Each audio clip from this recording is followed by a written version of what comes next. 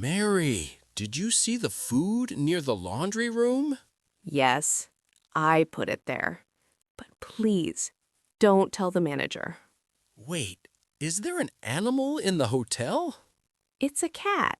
She lives near the back door. She is very quiet. Mary, we can't have a cat here. This is a hotel.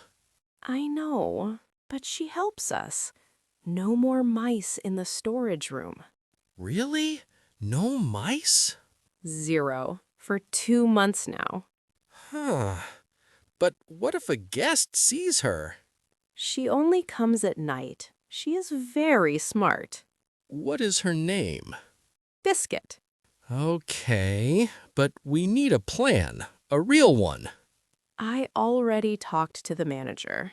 He said yes, but she stays in the back area only. The manager knows? He loves Biscuit. He gives her milk every morning. I can't believe this. Okay, I will bring food tomorrow. Welcome to the team, John.